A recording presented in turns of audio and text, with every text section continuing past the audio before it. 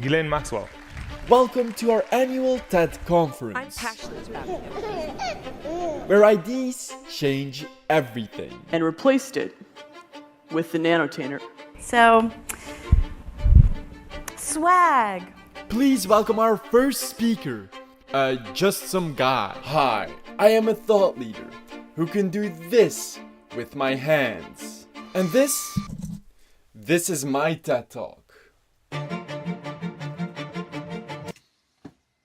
So, are TED Talks dead now? Yes, according to literally everyone. I think that TED Talks suck. TED Talks are the worst. TED Talks are pretentious. Am I the only one who thinks TED Talks suck and are overrated? TED Talks fucking suck.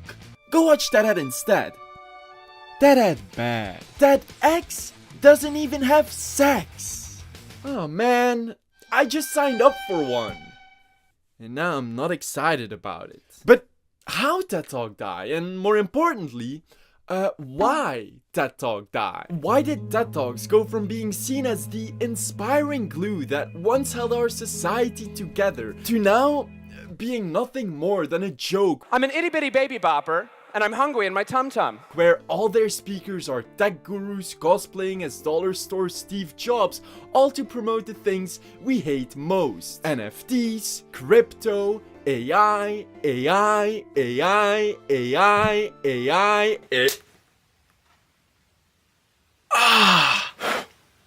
Thanks. You're welcome. Now if I get one more TED Talk in my feed about AI will kill myself. Oh look, a TED Talk about how AI could replace my human mental health therapist. That could be an interesting watch, while I cry myself to sleep. Created in 1984 by Richard Saul Wurman, TED Talks were meant as a single gathering where innovators from all over the technology, entertainment, and design industries could come together. Oh, so that's what it stands for. Wait, that actually makes a lot more sense. That same year, you had the first ever TED Talk held by Nicholas Negroponte, going over his 5 innovative predictions for the future. And my favorite example is always fingers. Another advantage, of course, of using fingers is you have 10 of them. We never succeeded in using 10 fingers. Where he accurately predicted things like touchscreens, web interfaces, and service kiosks. 3 things that make it so we never have to experience social anxiety from real-life interaction anymore. Thanks, Nicholas. Then in the 90s and early 2000s, you had iconic speakers like masterful architect Frank Gehry, who designed the Los Angeles Walt Disney Concert Hall. In 2006, Ken Robinson held one of my personal favorite TED Talks, Do Schools Kill Creativity?, in which he foresaw how degrees would become less valuable as more people had access to obtaining them. According to UNESCO, more people worldwide will be graduating through education than since the beginning of history. More people. And it's the combination of all the things we've talked about, technology and its transformational effect on work, and demography and the huge explosion in population. Suddenly, degrees aren't worth anything. And that schools should stop stigmatizing people with more artistically creative talents, or not teach singular fixed ways to solve problems even when students come up with their own inventive solutions. Because that just kills creative thinking. We are educating people out of their creative capacities. Picasso once said this. He said that all children are born artists. The problem is to remain an artist as we grow up. Which, as a grade A student, I wouldn't have been able to relate with this TED Talk at all. Luckily, I never was a grade A student, and it resonated with me deeply. Then there were also a whole bunch of other people I've honestly never heard of talking about things I don't understand, but will pretend I do to seem more intelligent in this video. Wait, I know this guy. J.J. Abrams? Isn't he the director who pissed off most of the Star Trek community by setting up those generic Star Trek movies with mysterious plot lines and no payoff? And then tried redeeming himself by pissing off most of the Star Wars community, setting up generic Star Wars movies with mysterious plot lines and no payoff? Where'd you get that? A good question. For another time. Which I am totally not still mad about. Well, this is his TED Talk.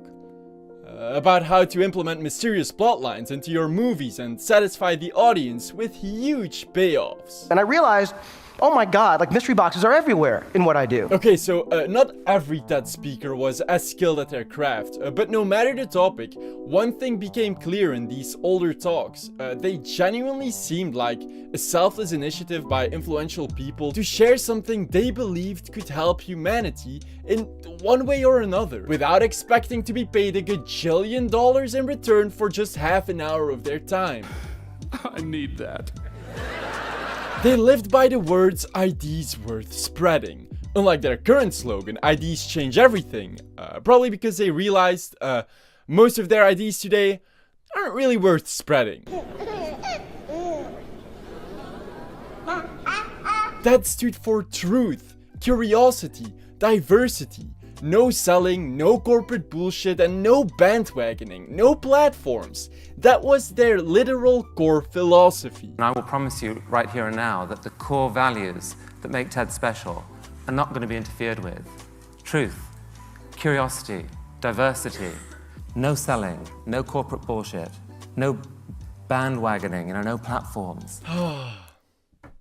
Wouldn't it be a shame if, not long after Chris Anderson, owner of the TED conference in this video, said this, a rich pseudo-intellectual Silicon Valley overlord started, I don't know, abusing the Selfless Conference's initiative as a platform for selling corporate bullshit and spreading lies for personal gain? Anyways, completely unrelated, Elon Musk and Theranos founder Elizabeth Holmes both had TED Talks. Guess I should talk about those, since both use it to sell corporate bullshit and spread lies for personal gain. But first, a quick word from today's sponsor, Raycon. Now, I know what you're thinking. Are you going to spread lies for personal gain? No, because my Raycon everyday earbuds are already good enough without having to pitch corporate bullshit. Because at just half the price of its competitors, Raycon everyday earbuds still offer their premium features. With their ergonomic design, they sit comfortably in my sensitive ears all day, and because of their active noise cancellation, I always wear them while doing chores, working out, or whenever I need to take a call in a loud environment. No, your mom stinks. Who do you think he's talking to? I'm sorry, what do you say? I was wearing my Raycon everyday earbuds. They come in beautiful colors and a variety of matching protective cases, and if there's anything you don't like about them, they offer a 30-day happiness guarantee return policy, no questions asked. If you go to buyraycon.com/soggy right now, you'll get 20% off the best-selling everyday earbuds. I always appreciate you guys clicking my links because it helps me to keep making videos for you. So go check them out via the link in the description or go to buyraycon.com/soggy to get 20% off, and thank you Raycon for sponsoring this video. In 2014, Elizabeth Holmes wanted to share her vision for a better world via TED, emphasizing the need for innovative, accessible and affordable blood testing to discover disease even before symptoms appear and preemptively save lives that way. And on that TED Talk, she had the answer with the nanotainer. And we've made it possible to eliminate the tubes and tubes of blood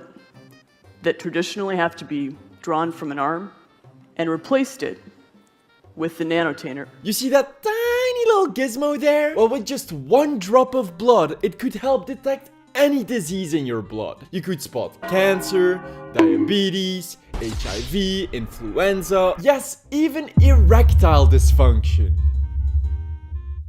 But I needed advice to tell me that. I mean, also, you wouldn't really be sure if you actually had cancer or diabetes or anything else Theranos diagnosed you with, since the device never worked and would constantly misdiagnose people. And you can imagine, users loved being falsely diagnosed with life-threatening terminal diseases or a miscarriage, even though they were actually having a healthy pregnancy. Theranos founder Elizabeth Holmes was found guilty of faking her voice during that TED Talk. We've made it possible for information to be accessible at the time and place that matters. To our lab team, and they said, okay, you can do the draw, and so they did this. Oh, and also lying about her company, its products, committing about $700 million in fraud, and was sentenced to 11 years in prison.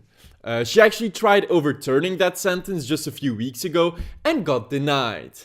TED ended up deleting this talk, probably because they were ashamed of how they let this pseudo-intellectual billionaire lie on stage about a life-saving product to persuade more investors and potential buyers. They do, however, still feature this 59 million times viewed TED Talk with Elon Musk, where he lies about a life-saving product to persuade more investors and potential buyers. We're still on track for being able to go cross-country from LA to New York by the end of the year, fully autonomous. Now, I've been investigating Elon and his lies for the past 4 months, but that's a video for another day and will likely be 5 hours long. However, this TED Talk is a prime example of just how comfortable he is spewing bullshit that might get people killed, all for a little trick in the business they like to call a stock price bump.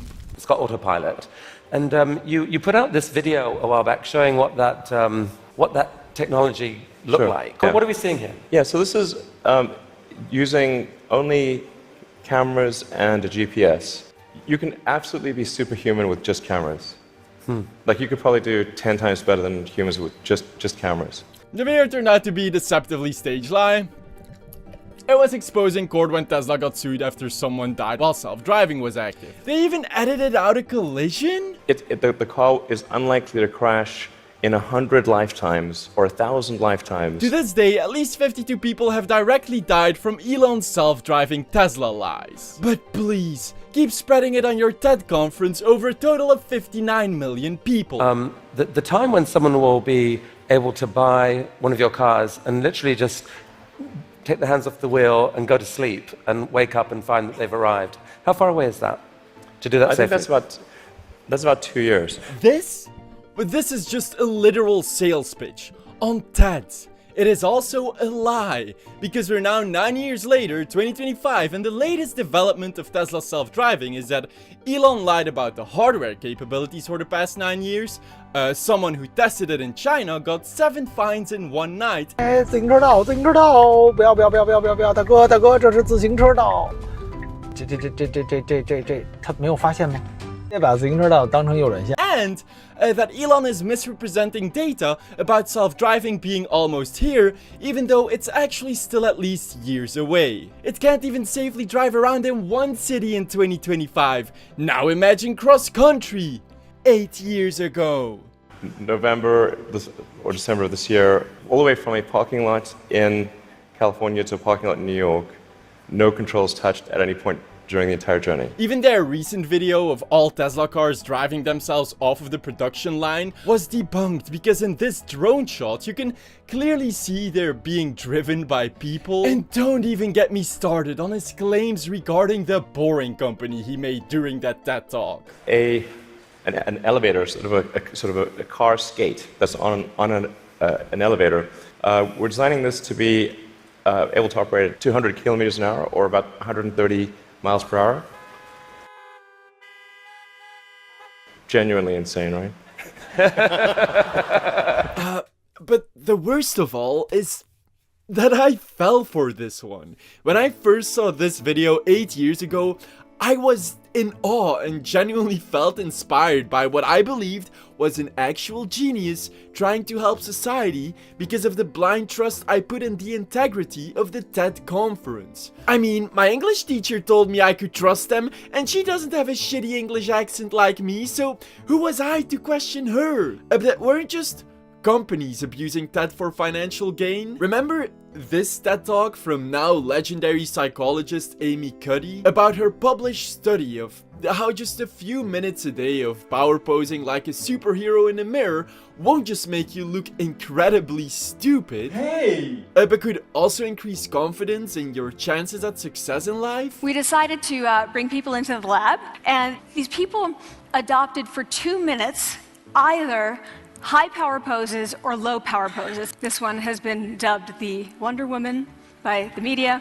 High power people experience about a 20% increase, and low power people experience about a 10% decrease. Which sounds pretty cool and logical at face value, but does it really hold up in reality? Because out of 40 similar studies done, none could achieve the results Amy Cuddy had in hers. And co-author of Amy's study, Dana Carney, admitted that she believes their research was incredibly flawed and then disavowed her beliefs in their results. That power posing actually does anything at all. But all of that doesn't matter because Amy's TED Talk got 100 million views, making it one of the most viewed TED Talks ever, which she could then piggyback off of that virality by writing a New York bestseller on it and asking $50,001 to $75,000 speaking fees. What? Was $50,000 too cheap for you? But hey, at least Amy Cuddy is now a multi-millionaire, and there is nothing more inspiring than a rich person who achieved their wealth on the basis of a very flawed study.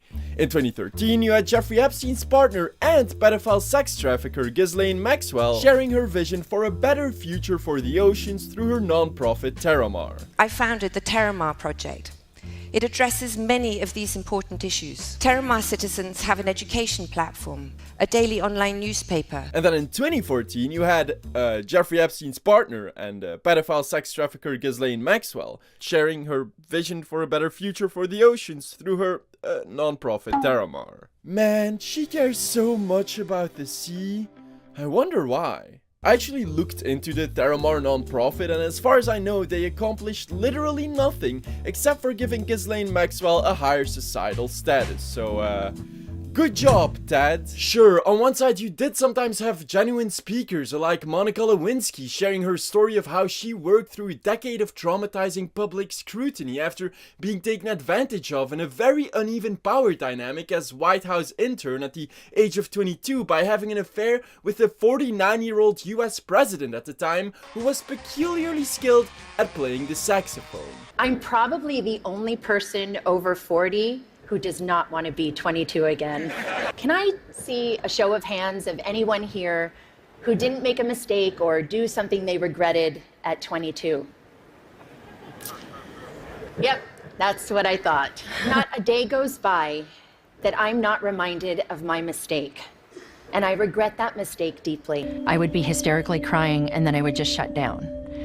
And in the shutdown period, I remember looking out the window and thinking that the only way to fix this was to kill myself, was to jump out the window. I felt terrible.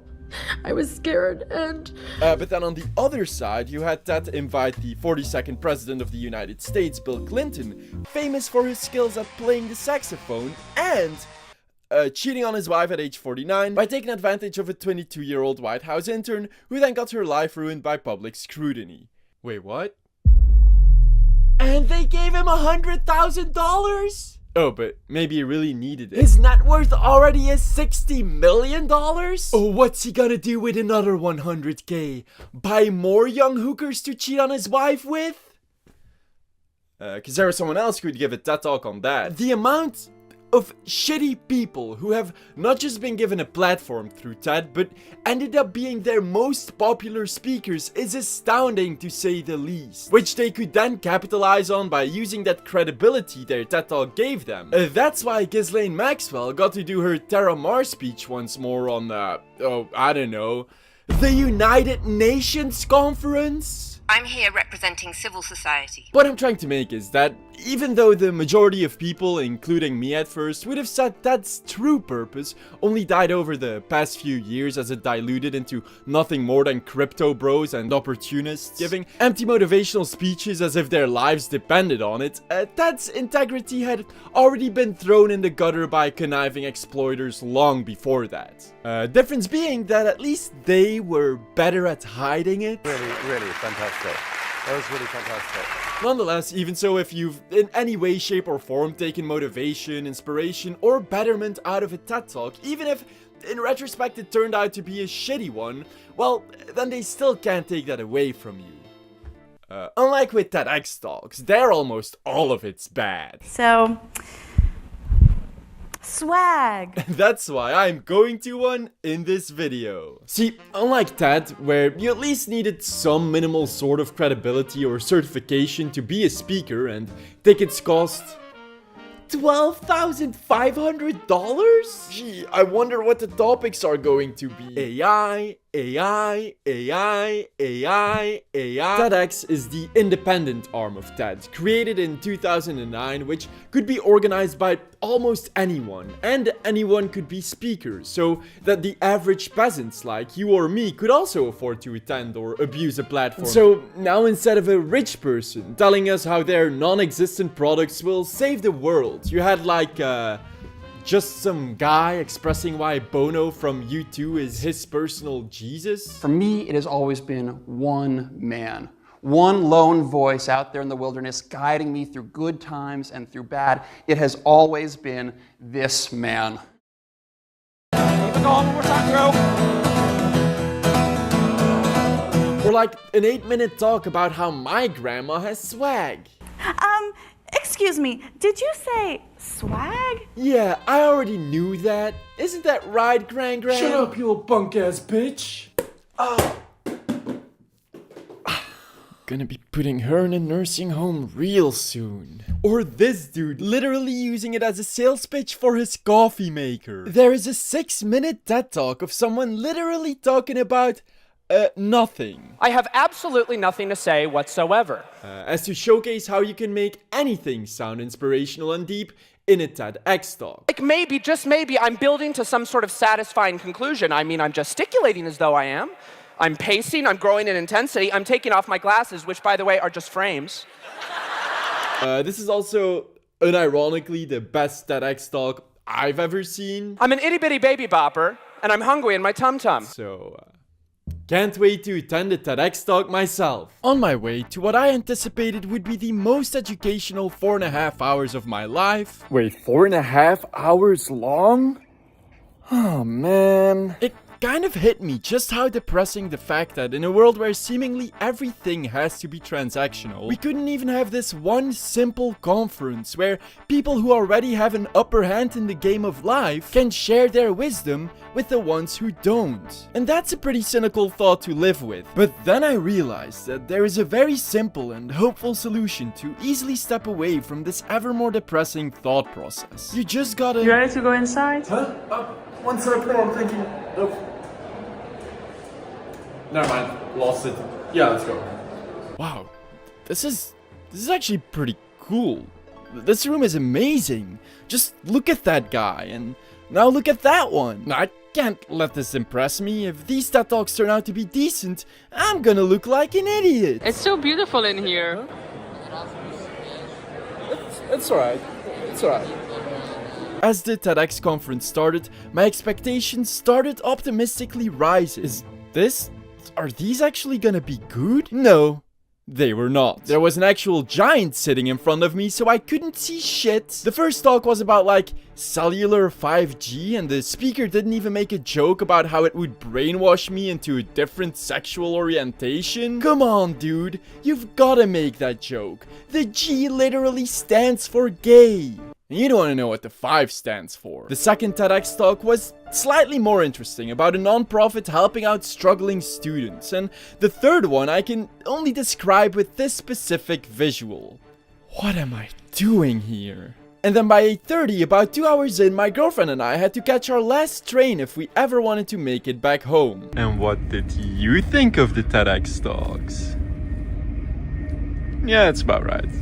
I do want to say I respect the speakers at a TEDx talk for having the courage to perform on stage, but at this point the integrity and core values of the brand have been so tarnished that I feel like it wouldn't really have mattered how the TEDx conference went. It wouldn't have made me change my mind about TED in general, because the brand really is dead to me as it is to most other people. I guess that's why they're now selling the entire thing for someone else to revive, which I hope it doesn't, because honestly, it would probably end the same way, and why would I ever want to spend more time listening to society's elite patting themselves on their backs? That's not inspiring.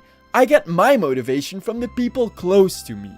And that's when I realized that the real TED Talks are the friends we make along the way. Dat figuranten en films. Als figuranten en films zo gebrouwen moeten nadoen, dat ze gewoon altijd hetzelfde woord blijven herhalen. Rabble, rabble, rabble. Denk het.